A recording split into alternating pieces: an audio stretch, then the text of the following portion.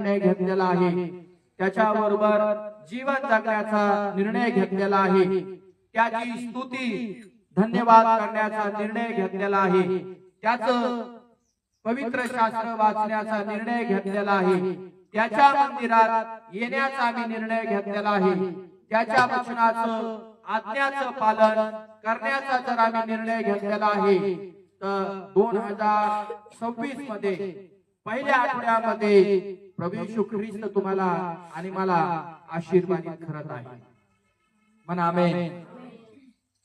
आज आपण शिकणार आहोत जो येशूच्या पाठीमागे निघतो, येशूचा शिष्य बनतो, येशूचं वचनाचं अनुकरण करतो किंवा अनुसरण करतो आणि एक ख्रिस्ती जीवन, एक सामर्थ्यशाली जीवन, एक शक्तिशाली जीवन जो मनुष्य जगतो त्या मनुष्याच्या जीवनामध्ये फायदा फायदा फायदा आणि फायदा होणार आहे.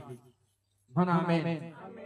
चला आपण जाऊया. किती लोकांना फायदा करून घेण्याची अपेक्षा आहे देवाकडून की ह्या 2026 मध्ये परमेश्वराने माझ्या आत्मिक जीवनाचा फायदा करावा, माझ्या शारीरिक जीवनाचा देखील फायदा करावा आणि जगिक जीवनाचा देखील फायदा करावा.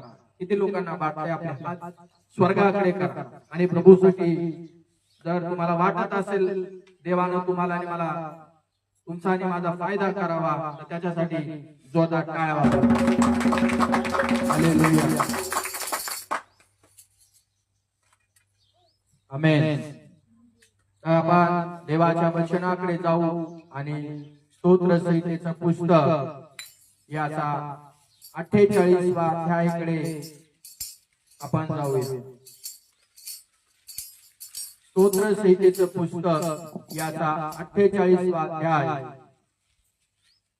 आणि वचन क्रमांक 14 आपण वाचूया. कारण हा देव आमचा सनातन देव आहे. कारण हा आमचा देव सनातन देव आहे. तो सर्व काळ आमचा मार्गदर्शक होईल. तो सर्व काळ आमचा मार्गदर्शक होईल. येशू मसीह की.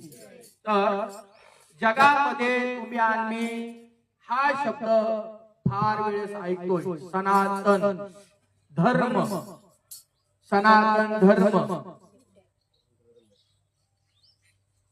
आणि बायबल तुम्हाला आणि मला या ठिकाणी दावीद राजा या ठिकाणी तुम्हाला आणि मला या शब्दाविषयी सांगत आहे.